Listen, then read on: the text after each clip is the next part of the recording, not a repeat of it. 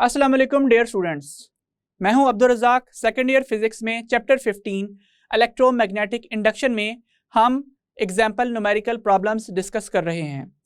सो चलते हैं हम अपने वाइट बोर्ड की तरफ। Dear students, chapter 15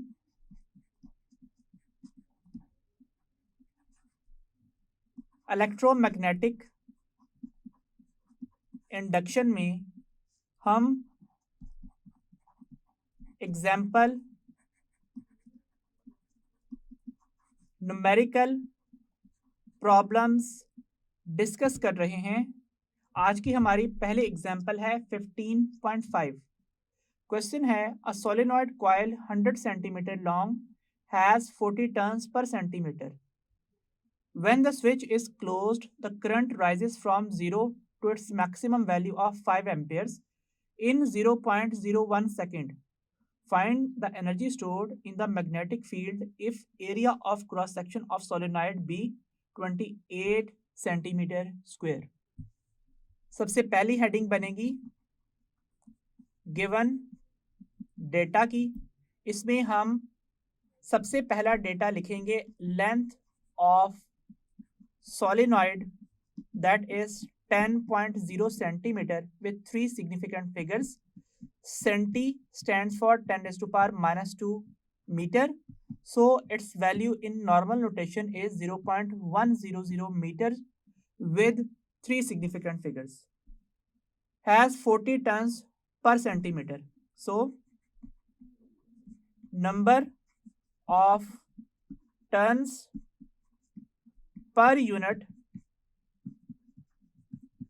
length of the solenoid is equal to small n, that is equal to n by L, and it has value of 40 turns per centimeter. अब 40 turns divided by centimetre में centi की जगह पे लिखेंगे 10 raise to power minus 2 metre, और ये 10 raise to power minus 2 numerator में जाके प्लस 2 बन जाएगा, और जो number of turns per metre होंगे उनकी वैल्यू होगी 4000 turns per metre. The current rises from 0 to its maximum value of 5 amperes. So इसको हम लिखेंगे maximum value of current through the solenoid is equal to I, that is equal to 5.0 amperes। और किस time में ये change आ रहा है, maximum value तक कब तक पहुंच रहा है, वो है 0.001 second.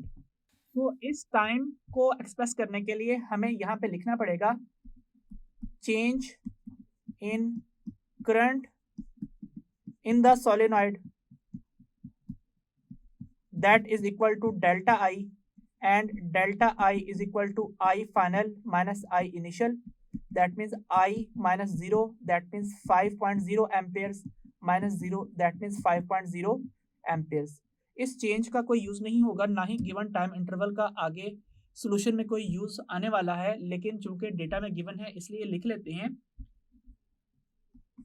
the time during which the current changes, that is equal to delta t, and it has value of 0.01 second। पूछा गया है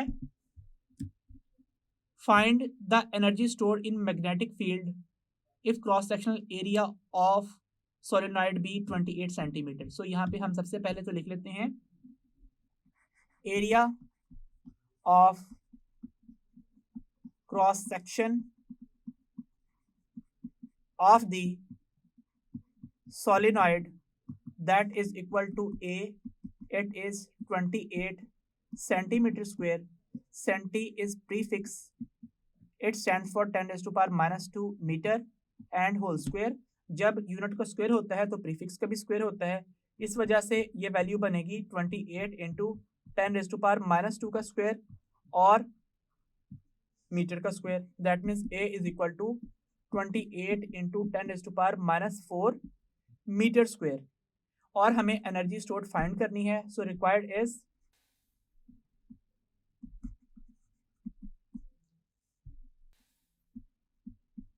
energy stored in the solenoid UM, symbol है इसका क्योंकि मैग्नेटिक फील्ड की सूरत में एनर्जी स्टोर होती है। और हम इसका सॉल्यूशन करने के लिए डायग्राम की मदद से पहले आस्क्ड क्वेश्चन को एक्सप्लेन कर देते हैं। लेट्स से ये कोई कोर मटेरियल है जो फिलहाल हमने वैक्यूम एज्यूम की हुई है। इस कोर के ऊपर large number of turns wind किए गए हैं इस तरह से कि हर सेंटीमीटर में 40 टन्स हैं और इस कॉइल की जो टोटल लेंथ है वो 10 सेंटीमीटर है। सो अगर इस कॉइल की जो लेंथ है वो 10 सेंटीमीटर है और नंबर ऑफ टन्स पर यूनिट लेंथ की वैल्यू 40 पर सेंटीमीटर है, तो जो टोटल टन्स हैं वो कितने हैं, वो हैं 4000 टन्स, क्योंकि 1 सेंटीमीटर में अगर 40 हैं तो 10 सेंटीमीटर में 4000 टन्स बनेंगे। इसके लिए जो इनिशियली हमने लेंथ ऑफ सोलेनॉइड का एक्सप्रेशन लिखा था उसमें सिंबल लिख देते हैं कि सिंबल लेंथ का क्या होगा, वो होगा L, और यहाँ पे भी हम स्मॉल l डिनोट कर लेते हैं क्योंकि कैपिटल L जो है वो सेल्फ इंडक्टेंस का रिप्रेजेंटेटिव यूनिट है। अब हम यहाँ पे इस कॉइल को कनेक्ट करते हैं किसी बैटरी के साथ इस तरह से, और इनिशियली स्विच ऑफ रखा जाता है। इस वक्त करंट 0 एम्पेयर है, लेकिन जैसे ही स्विच ऑन करते हैं करंट की वैल्यू इंक्रीज होती हुई 5 एम्पेयर तक चली जाती है और इस दौरान 0.01 सेकंड पास होते हैं। तो जैसे ही हम ये स्विच ऑन करते हैं इस बैटरी के प्लस के सामने ये कॉइल खुद अपना प्लस और इस माइनस के सामने अपना माइनस बनाती है और यहाँ पे एक सेल्फ इंड्यूस्ड ईएमएफ जनरेट होती है जो बैटरी वोल्टेज V को अपोज करती है। तो बैटरी को इस ऑपोजिशन को ओवरकम करने के लिए एनर्जी प्रोवाइड करनी पड़ती है। थोड़ी देर बाद ये ऑपोजिशन ओवरकम हो जाती है, कांस्टेंट करंट मेंटेन हो जाता है और इस कॉइल के अंदर इस तरह से मैग्नेटिक फील्ड लाइंस जनरेट हो जाती हैं जिनकी सूरत में इस कॉइल में एनर्जी स्टोर हो जाती है। अब अगर हम यहाँ पे इस जगह के ऊपर ये जो स्विच है इस स्विच को ओपन करेंगे इस तरह से कि अगर हमने ये स्विच ओपन कर दिया है तो फिर ये करंट अपनी मैक्सिमम वैल्यू से मिनिमम वैल्यू 0 तक आएगा और इस मैग्नेटिक फील्ड की वजह से जो एनर्जी स्टोर हुई है उसकी वजह से अब कॉइल क्या करेगी, नेगेटिव के सामने पॉजिटिव और पॉजिटिव के सामने नेगेटिव बना के करंट मेंटेन करने की कोशिश करेगी। जो एनर्जी इसमें स्टोर हुई थी हमें वो वापस मिल जाएगी। सो अब हम यहाँ पे सॉल्यूशन की तरफ चलते हैं, लिखते हैं using relation for energy stored in an inductor UM is equal to 1/2 Li square, equation number 1। अब यहां पे लिखते हैं for value of self inductance we know that n phi is equal to Li और L is equal to N phi by I, और क्योंकि phi B dot A या फिर बी ए कॉस थीटा के इक्वल होता है, so L is equal to N B A cos theta over I, further B mu naught N I के equal होता है। इसलिए सेल्फ इंडक्टेंस का जो रिलेशन है वो बन जाएगा L is equal to N mu naught N I by I A cos of theta. ये टर्म्स कैंसिल आउट हो जाएंगी क्योंकि एक ही कॉइल का करंट है। इसके अलावा एक कॉइल अपनी मैग्नेटिक फील्ड के साथ हमेशा परपेंडिकुलर स्केलर एरिया रखती है और parallel normal to the area या फिर पैरेलल वेक्टर एरिया रखती है। इस वजह से यहाँ पे जो एंगल है नॉर्मल का वो 0 डिग्री बनेगा और जो कॉस थीटा का आंसर है वो हमेशा के लिए 1 हो जाएगा एक अकेली कॉइल के लिए। फर्दर हम यहाँ पे ये लिखेंगे कि चूंकि n ओवर l के इक्वल होता है, इस वजह से कैपिटल n इंटू l के इक्वल आता है, तो सेल्फ इंडक्टेंस का एक्सप्रेशन बन जाता है NL मो नॉट NA या फिर L इज इक्वल टू मो नॉट N स्क्वेयर AL। ये एक्सप्रेशन नंबर 2 है। यहाँ से हम सेल्फ इंडक्टेंस की वैल्यू निकाल के इक्वेशन नंबर 1 में पुट कर सकते हैं, या फिर डायरेक्ट पुट करने के बाद फार्मूला भी बनाया जा सकता है। सो वैल्यू निकाल के पुट करना तो बहुत ही आसान काम है। हम फार्मूला बना लेते हैं, क्योंकि अगर कहीं फार्मूला लिखा आए तो आपको पता चले कि ये एनर्जी स्टोर्ड का एक्सप्रेशन है। सो यहाँ पे लिखता हूँ put equation 2 in equation 1 we get um is equal to 1/2 li square expression था, जहां पे l की जगह पे अब क्या लिखा जाएगा, मो नॉट n स्क्वेयर al। हम लिखते हैं by substituting the values we get. So um का एक्सप्रेशन क्या बन जाएगा, ये बन जाएगा 1/2 मो नॉट, इसकी वैल्यू होगी 4 पाई इंटू 10⁻⁻7 वेबर पर एम्पेयर पर मीटर। नंबर ऑफ टर्न्स पर यूनिट लेंथ की जो हमने वैल्यू निकाली है वो है 4000 टर्न्स पर मीटर।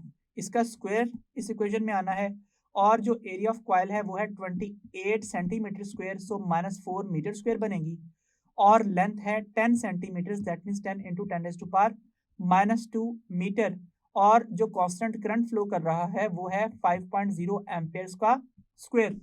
सो एक्सप्रेशन बन जाएगा um is equal to 1/2 into 4 pi into 10⁻⁻7 into 4000 का square into 28 into 10⁻⁻4 into 10⁻2 into 5 का स्क्वायर, जो कि 25 होता है। सो 25 लिख देता हूँ, और साथ लिखे जाएंगे यूनिट्स क्या होंगे, वेबर पर एम्पेयर पर मीटर, फिर ये वाला मीटर स्क्वायर आएगा यहाँ पे, फिर ये वाला मीटर स्क्वायर आएगा, और ये वाला मीटर होगा, और ये वाला एम्पेयर स्क्वायर लिखा जाएगा। तो इससे मीटर स्क्वायर मीटर मीटर और एम्पेयर एक पावर के साथ कैंसिल आउट हो जाएगा, और जो यूनिट्स हैं आंसर के वो वेबर एम्पेयर के होंगे। कैलकुलेटर पे सॉल्व करने के बाद आंसर होगा 0.07037167544 वेबर एम्पेयर। सिग्निफिकेंट कितने हैं, कम से कम सिग्निफिकेंट फिगर्स 2 हैं, इसलिए हम आंसर में भी 2 सिग्निफिकेंट फिगर्स तक ही रहेंगे। तो इस वजह से सिग्निफिकेंट फिगर्स के लिए अगर राउंडिंग ऑफ की जाए 7 इस वैल्यू को 4 बना देगा। सो um का आंसर होगा 0.0704 जूल्स, और फर्दर हम इसे लिख सकते हैं um is equal to 0.0704 into 10⁻2 into 10⁻⁻2 joules, और जब 100 इस टर्म से मल्टीप्लाई होगा तो एनर्जी स्टोर्ड का आंसर होगा 7.04 इंटू 10⁻2 जूल्स, जो कि बुक में लिखे गए आंसर के साथ मैच करता है। और सिग्निफिकेंट फिगर्स चूंकि 2 होने हैं, अगर हम मजीद राउंडिंग ऑफ कर लें तो 7.0 इंटू 10⁻2 जूल्स इसका आंसर होगा। अगर हम यूनिट कन्वर्जन की बात करें तो हम ये बात जानते हैं कि वेबर टेस्ला मीटर स्क्वायर होता है, और टेस्ला की जगह पे न्यूटन पर एम्पेयर पर मीटर लिखा जा सकता है। सो इस वजह से एम्पेयर एम्पेयर से और मीटर मीटर से कटेगा, और न्यूटन मीटर किसके इक्वल होता है, वो जूल के इक्वल होता है। तो इस तरीके से हमें नए नए यूनिट्स का कॉम्बिनेशन भी पता चल रहा है। यहाँ से हम रिजल्ट डिस्क्राइब कर देते हैं, और रिजल्ट में हम लिखेंगे the magnetic energy stored in the solenoid is 7.04 into 10⁻2 joules। Next example है आज की 15.6। क्वेश्चन पूछा गया है, an alternating current generator operating at 50 hertz has coil of 200 turns. The coil has an area of 120 centimetre square. What should be the magnetic field in which the coil rotates in order to produce an EMF of maximum value of 240 volts. So heading बनाइए given data की, इसमें सबसे पहले लिखिए operating frequency of the generator is equal to F is equal to 50 hertz. उसके बाद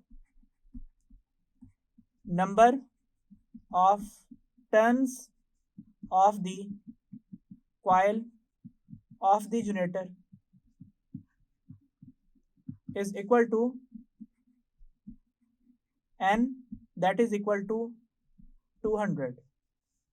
फिर the coil has area of 120 centimetre square, तो यहाँ पे लिख लेते हैं area of the coil is equal to A is equal to 120 centimetre square. हम ये बात जानते हैं कि जब यूनिट का स्क्वायर हो तो प्रीफिक्स का भी स्क्वायर होता है, इसलिए ये एरिया बन जाएगा 120 इंटू 10⁻⁻2 मीटर का whole square. That means 120 into 10⁻⁻2 का स्क्वायर इंटू मीटर का square. That means this area is equal to 120 into 10⁻⁻4 metre square. Decimal को यहाँ से 4 पॉइंट पीछे मूव कर दें तो इसको हम इस तरह भी लिख सकते हैं 0.0120 metre square. What should be the magnetic field in which coil rotates in order to produce an EMF of maximum value of 240 volts? तो यहाँ पे लिख लेते हैं maximum value of EMF generated is equal to E naught and it has value of 240 volts और हमसे magnetic field strength पूछी गई है। सो रिक्वायर्ड में लिखते हैं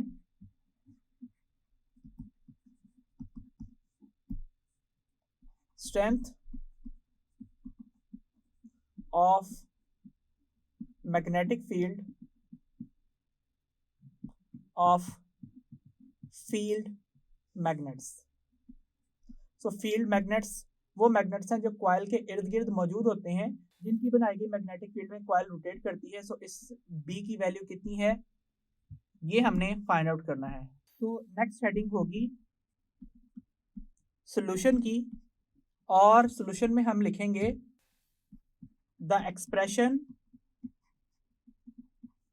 for maximum value of the EMF generated by the generator is given by E naught is equal to n omega AB. To find B, rearranging the above relation we get। So B को find out करना है, बाकी terms जैसे multiply हो रही हैं वो equation की ऑपोजिट साइड पे जाके डिवाइड हो जाएंगी। सो ये बन जाएगा E naught over N omega A is equal to B, where omega is equal to theta by T for 1 revolution, theta is equal to 2 pi radian and t is equal to time period। So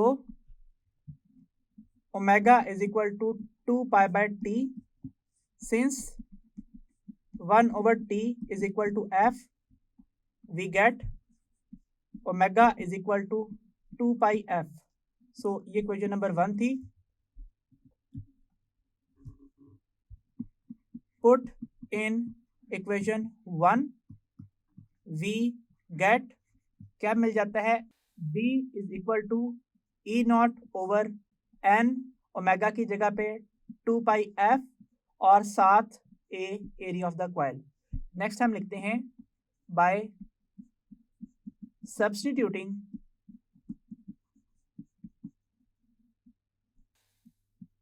the values we get, B is equal to maximum EMF कितनी induce हो रही थी, 240 volts. Number of turns of coil कितना है, वो है 200, 2 पाई से multiply होना है, फ्रीक्वेंसी की वैल्यू है 50 हर्ट्स, और एरिया ऑफ कॉइल कितना है, वो है 120 into 10⁻⁻⁴ metre square. So B is equal to 240 over 200 into 100 pi into 120 into 10⁻⁻⁴, units हैं volts over hertz into metre square. ये 10⁻⁻⁴ इन 4 जीरो से कैंसिल आउट हो जाएगा, और ये जो वैल्यू है ये 120 बनेगी, 120 इससे कट जाएगी, और जो एक्सप्रेशन होगा वो बन जाएगा B is equal to 1/π tesla. और कैलकुलेटर पे जब आप इस एक्सप्रेशन को सॉल्व करेंगे तो आंसर होगा 0.318 टेस्ला। दो सिग्निफिकेंट फिगर्स तक राउंड ऑफ अगर हम करें तो जो हमारा आंसर होगा वो होगा B is equal to 0.32 tesla, जिसे आप 320 मिली टेस्ला भी लिख सकते हैं। सिग्निफिकेंट फिगर्स दो हैं, ये कैसे पता चला, यहाँ पे जो फ्रीक्वेंसी की वैल्यू गिवन है वो 50 हर्ट्स है, जिसमें दो सिग्निफिकेंट फिगर्स हैं, सो ये मिनिमम वैल्यू है। आंसर में भी इतने ही सिग्निफिकेंट फिगर्स आएंगे। यहाँ से हम लिख देते हैं हेडिंग रिजल्ट की, और रिजल्ट में हम ये बताएंगे the required value of magnetic field in which the coil is rotating is 0.32 Tesla.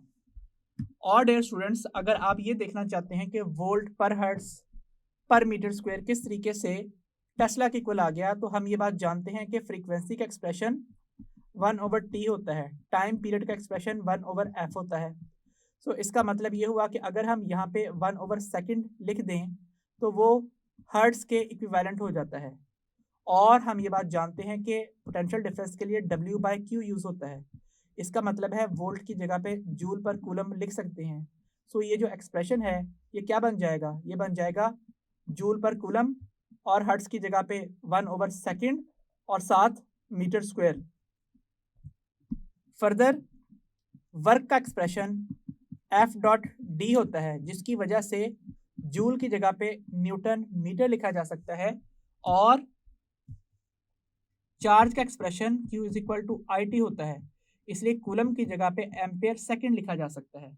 इस वजह से ये एक्सप्रेशन बन जाएगा newton metre second over ampere second metre square. So ये टर्म्स कैंसिल आउट हो जाएंगी, और एक्सप्रेशन बन जाएगा न्यूटन पर एम्पेयर पर मीटर, और मैग्नेटिक फील्ड का एक्सप्रेशन F/IL होता है। इससे हमें ये बात पता चलती है कि टेस्ला न्यूटन पर एम्पेयर पर मीटर को रिप्लेस कर सकता है, इसलिए जो ये एक्सप्रेशन है ये फर्दर टेस्ला के इक्वल बन जाएगा। आई होप आपको आज के एग्जाम्पल न्यूमेरिकल समझ में आ गए होंगे। So dear students, remaining example numerical problems हम नेक्स्ट लेक्चर में कंटिन्यू करेंगे। सो अंटिल देन, खुदा हाफिज।